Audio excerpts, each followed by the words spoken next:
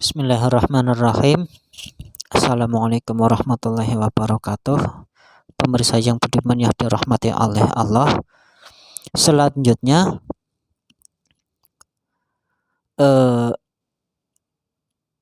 salah satu bukti kita cinta kepada Nabi yaitu tadi kita mengikuti apa yang menjadi sunnahnya, tuntunannya Kanjeng Nabi.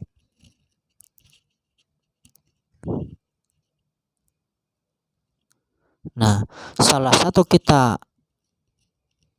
cinta kepada sunnah tuntunan Kanjeng Nabi yaitu kita cinta kepada akhirat. Maksudnya apa? Kita dalam menjalankan hidup itu kita dedikasikan untuk kehidupan akhirat nanti. Entah itu urusan dunia ataupun urusan akhirat. Nah, apabila urusan akhirat kok di situ kita salah dalam niatnya, yaitu tidak bisa dinamakan amaliyah yang berbangsa untuk akhirat. Jadi kamin amalin yutasawwaru bi amil akhirat fasara min amali dunya bisu iniyah. Tapi banyak sekali amal-amal yang digambarkan dengan amal-amal akhirat seperti sholat, zakat, membaca Quran. Membaca Quran itu amal akhirat. Tetapi ketika membaca Al-Quran itu karena ria, masa ya membaca Quran di jalan, berbondong-bondong di jalan, ya itu tujuannya apa? Nah, kalau tujuannya ria, ya di situ bukan masuk dalam ranah ibadah yang memang nanti karena untuk akhirat, tapi karena untuk disanjung. Untuk disanjung. Jadi kalau kita membaca Al-Quran harus didengar oleh orang lain, berarti Al-Quran yang kita baca atau kita membaca Al-Quran itu ya tujuannya ingin didengar, bukan karena lillahi ta'ala. Bukan karena lillahi ta'ala. Itu salah satu contoh. Misal kita menjalankan sholat jamaah di jalan, ya memang masjidnya kosong, masjidnya penuh atau masjidnya ambruk, sehingga kita tidak memungkinkan untuk melakukan ibadah sholat jamaah di masjid. Masa ya sholat jamaah di jalan, masjidnya kosong? Ya buat apa kita bikin masjid kalau memang sholat harus di jalan? Ya boleh apa? Ya boleh saja, tapi kan di situ tidak umum. Bahkan ada suatu hukum kemakruhan sholat, ya salah satunya sholat jamaah atau sholat di tengah jalan itu makruh hukumnya. Makruh hukumnya. Sholat di jalan, di tengah jalan, sholat di kuburan, di atas kubur itu hukumnya makruh. Karena di samping itu apa yang kita lakukan itu mengganggu pengguna jalan yang lain. Masa ya orang sholat itu mau ditabrak, berarti di situ memusuhi orang sholat? Ya tidak, karena kesalahan kita sholat di jalan. Kalau ada orang nabrak, ya salah kita, bukan salah orang yang nabrak.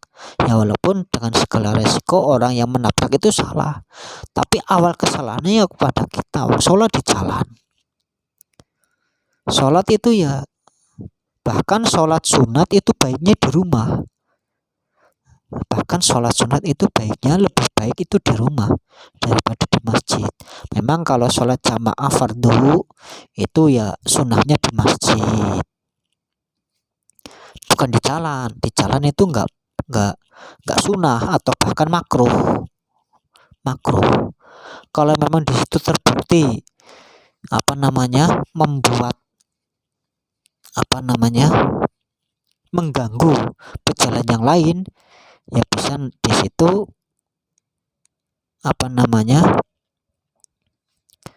mendekati makruh yang memang harus ditinggalkan. Nah, itu ibadah-ibadah yang memang kelihatannya akhirat, tapi karena salah niat, salah tujuan, ya akhirnya tidak menjadi amal akhirat. Dan banyak sekali min amalin yatasawwar bi amali dunya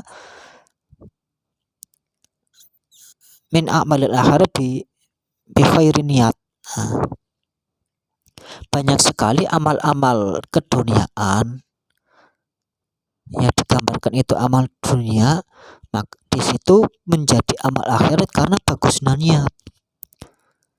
Secara gampangnya kita makan itu urusan dunia.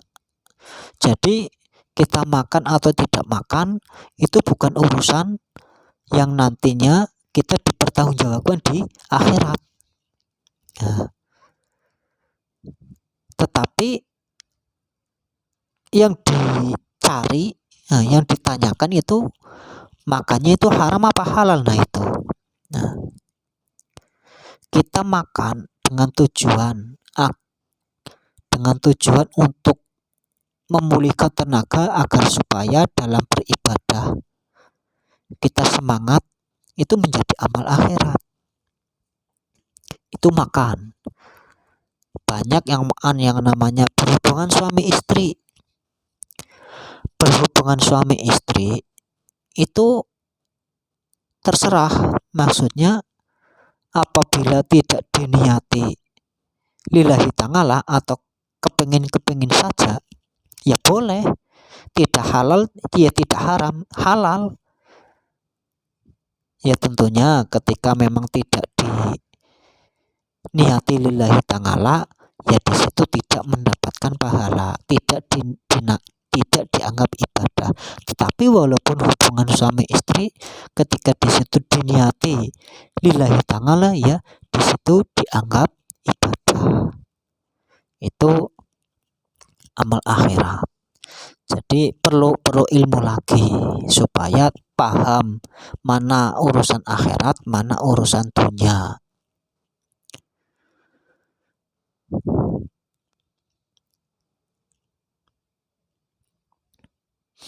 Nah, terus salah satu daripada kita cinta akhirat yaitu kita di sini maksudnya sengit dunia, yaitu tidak terlalu memikirkan tentang urusan dunia. Dalam hadis, i'malid dunya ka'annaka ta'ishu abadan wa'malil akhirataka ka'annaka tamutu hutan wa'mal li akhiratika ka'annaka tamutu hutan. Kesimpulannya saja ini, beramalah untuk duniamu seakan-akan kamu hidup selamanya. Jadi kerja yang giat, yang sungguh-sungguh, dengan tujuan kita mendapatkan upah, yang mana upah itu nanti kita untuk menafkahi keluarga, untuk beribadah. Dan beramalah karena untuk akhiratmu seakan-akan ketika esok hari kamu itu sudah mati. Nah, ini penyeimbang yang namanya urusan dunia dengan akhirat. Jadi ya berimbang. Yang maksud daripada sengit dunia atau buhdud dunia itu hidupnya itu hanya dikhususkan atau dicukupkan di alam dunia. Punya uang berfoya-foya, tidak cukup mempunyai istri 3, tidak cukup mempunyai istri 1, bahkan lebih dari 1, dengan tanpa ada alasan yang bisa logis. Nah, ingin mempunyai apartemen dan seterusnya itu boleh, tapi dengan catatan semua itu ya dengan tujuan untuk memang beribadah. tujuan untuk beribadah itu nggak apa-apa. Bahkan kita itu harus kaya, karena untuk menjalankan sebuah kewajiban, salah satunya ibadah haji, kita harus punya uang banyak untuk pergi ke sana. Nah, berarti di situ kita perlu kaya. Tetapi di situ kita tidak menggantungkan keduniaan untuk kesenang-senangan.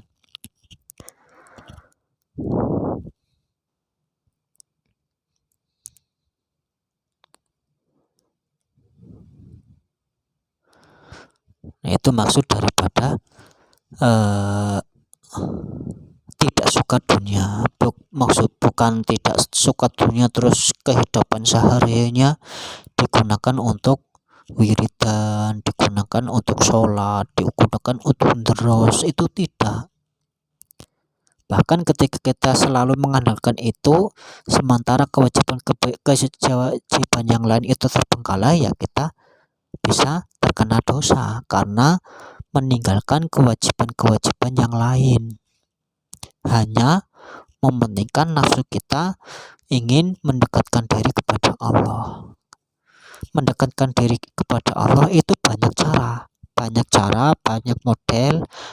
Yang penting intinya kita lillahi ta'ala, bekerja karena ingin mendekatkan diri kepada Allah, ya menjadi lillahi ta'ala.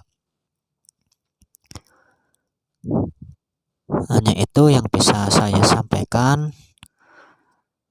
Pemirsa yang budiman yang dirahmati oleh Allah, silahkan untuk memberi komentar